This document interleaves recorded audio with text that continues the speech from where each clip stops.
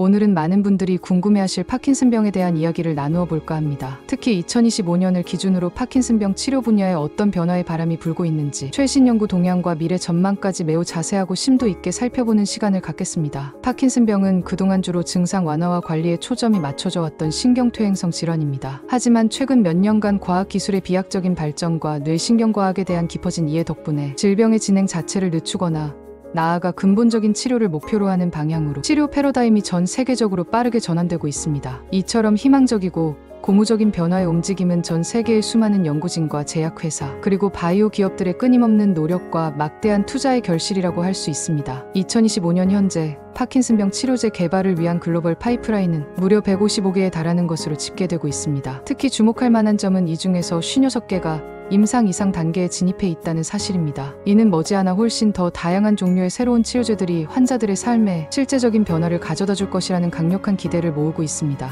이러한 눈부신 발전은 단순히 우연히 이루어진 것이 아닙니다. 뇌신경 생리학 분야에서의 획기적인 발견, 그리고 세포와 분자 레벨에서의 생리학 연구가 과거에는 상상하기 어려웠던 수준으로 비약적으로 발전하면서 파킨슨병의 복잡하고 미묘한 발병 메커니즘을 훨씬 더 깊이 있고 정밀하게 이해하게 되었기 때문입니다. 이러한 심층적인 이해를 기반으로 질병의 근본적인 원인을 해결하고 치료할 수 있는 근본 치료제 개발에 대한 투자와 연구가 전례 없이 활발히 이루어지고 있습니다. 그럼 지금부터는 파킨슨병의 최신 치료법과 현재 진행 중인 다양한 연구 현황에 대해 보다 구체적이고 상세하게 알아보겠습니다. 먼저 현재 가장 보편적으로 사용되는 증상 완화 치료법부터 살펴보겠습니다. 파킨슨병 치료의 표준으로 오랫동안 그리고 광범위하게 사용되어 온 약물은 바로 레보도파입니다. 레보도파는 뇌에서 도파민으로 전환되어 부족한 도파민을 보충함으로써 파킨슨병의 주요 증상인 운동 완서, 강직, 떨림 등을 효과적으로 완화해주는 매우 중요한 약물입니다. 하지만 레보도파에도 분명한 한계점이 존재합니다. 그 한계점은 바로 약효 지속 시간이 상대적으로 짧다는 것입니다. 이로 인해 환자들은 하루에도 여러 번 약을 복용해야 하는 불편함과 함께 약효가 떨어지는 오프 현상이나 불필요한 운동이 나타나는 이상 운동증 등의 부작용을 경험할 수 있습니다. 특히 고령의 환자나 연화곤란으로 인해 약을 삼키기 어려운 환자의 경우에는 혈중 약물 농도를 안정적이고 지속적으로 유지하기가 더욱 어려워 약효의 변동성이 커지거나 부작용 발생 위험이 증가할 수 있습니다. 이러한 레보도파의 한계를 극복하고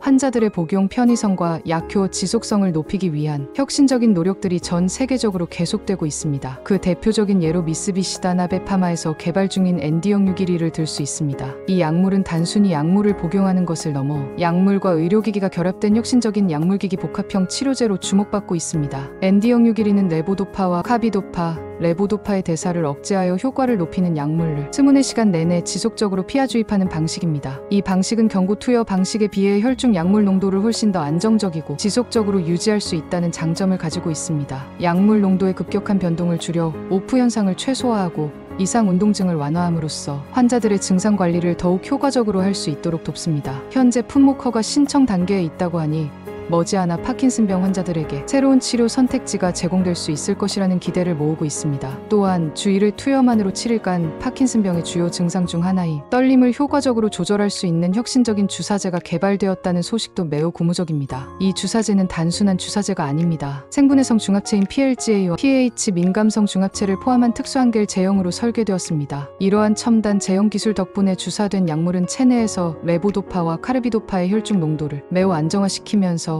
약물을 매우 서서히 그리고 지속적으로 방출하도록 조절됩니다. 이는 환자들이 매일 약을 복용해야 하는 부담을 덜어주고 약효가 들쭉날쭉하지 않도록 도와줌으로써 환자들의 삶의 질을 획기적으로 개선할 수 있는 혁신적인 치료법이 될 것입니다. 다음으로 파킨슨병의 근본적인 원인을 해결하고 질병의 진행 자체를 늦추거나 멈추게 하는 것을 목표로 하는 근본 치료 접근법들을 심층적으로 살펴보겠습니다. 이러한 접근법들은 현재 파킨슨병 연구의 최전선에 있으며 미래 치료의 핵심이 될 가능성이 높습니다. 첫 번째는 알파시누클레인 표적 치료입니다. 파킨슨병 발병의 가장 유력한 원인 중 하나로 지목되는 것이 바로 알파시누클레인이라는 단백질의 비정상적인 응집과 축적입니다. 이 비정상적인 알파시누클레인은 뇌 신경세포에 손상을 입혀 파킨슨병의 다양한 증상을 유발하는 것으로 알려져 있습니다. 따라서 알파시누클레인의 응집을 막거나 이미 응집된 것을 제거하는 것이 근본적인 치료 전략으로 연구되고 있습니다. 스위스의 AC 이뮨사에서 개발 중인 ACI7104는 이러한 알파시누클레인을 표적하는 치료용 백신입니다. 이 백신은 인체의 면역 체계를 활성화시켜 비정상적인 알파시누클레인을 공격하고 제거하도록 유도함으로써 질병의 진행을 억제하려는 시도입니다. 또한 글로벌 제약사인 릴리에서는 알파시누클레인의 생산 자체를 억제하는 더욱 초기 단계의 접근법을 연구 중입니다. 릴리에서 개발 중인 치료제는 알파시누클레인을 만드는 데 필요한 메신저 RNA를 표적으로 하는 새로운 cRNA 치료제입니다. mRNA는 유전 정보에 따라 단백질을 합성하는 과정에서 중요한 역할을 하는데 이 mRNA를 제거함으로써 알파시누클레인 단백질이 아예 생성되지 않도록 막는 전략입니다. 이러한 접근법들은 파킨슨병의 근본적인 원인을 해결하여 질병의 진행을 멈추거나 되돌릴 수 있는 가능성을 제시하고 있어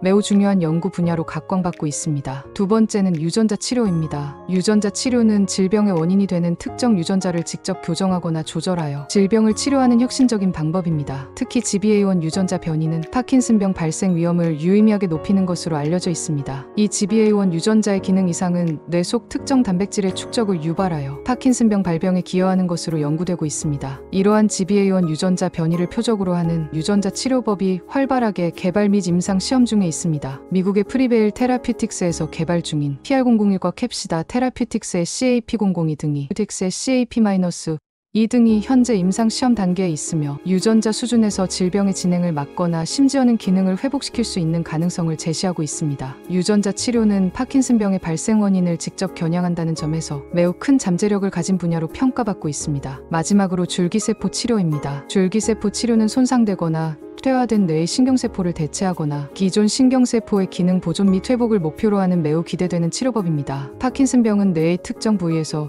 도파민을 생성하는 신경세포가 소실되어 발생하는 질환이므로 이러한 도파민성 신경세포를 재생하거나 대체하는 것이 중요합니다. 글로벌 제약사인 바이엘과 블루락 테라퓨틱스는 파킨슨병 줄기세포 기반 치료제의 3상 임상에 진입했다는 매우 희망적인 소식을 전해왔습니다. 이는 파킨슨병 줄기세포 치료가 임상적으로 유의미한 효과를 보여 상용화에 한 발짝 더 다가섰다는 것을 의미합니다. 손상된 신경세포를 직접적으로 대체하거나 기능을 회복시키는 줄기세포 치료는 파킨슨병 환자들에게 새로운 희망을 안겨줄 수 있는 매우 유망하고 장기적인 치료 대안이 될 것입니다. 이 외에도 대한민국의 SK바이오팜은 GBA1 미팅 2025와 같은 국제학회에서 파킨슨병 혁신 치료제 개발을 위한 최신 연구 성과를 발표하는 등 국내외 다양한 제약사와 연구기관들이 파킨슨병 치료를 위한 연구에 적극적으로 투자하고 박차를 가하고 있습니다. 이러한 광범위한 연구 노력은 파킨슨병 치료의 미래를 더욱 밝게 만들고 있습니다. 그렇다면 파킨슨병 치료의 미래는 구체적으로 어떤 모습일까요? 현재까지는 파킨슨병을 완전히 완치할 수 있는 약물은 아직 개발되지 않았습니다. 하지만 앞서 살펴본 것처럼 질병의 근본적인 원인을 치료하고 손상된 세포를 재생시키는 분야에서의 비약적인 발전은 파킨슨병 환자들에게 매우 긍정적이고 희망적인 미래를 기대하게 만듭니다. 우리는 앞으로 환자들이 증상 완화는 물론 질병의 진행을 늦추고 삶의 질을 현저히 개선할 수 있는 더욱 다양하고 효과적인 치료 방법과 선택지를 가질 수 있을 것으로 예상하고 있습니다. 물론 현재 임상 단계에 있는 약물들이 실제로 규제기관의 승인을 받아 상용화되기까지는 여전히 충분한 시간과 추가적인 연구가 필요할 것입니다. 하지만 중요한 것은 파킨슨병 치료의 패러다임 자체가 근본적으로 변화하고 있다는 점입니다. 단순히 증상을 관리하는 것을 넘어 질병의 진행을 늦추고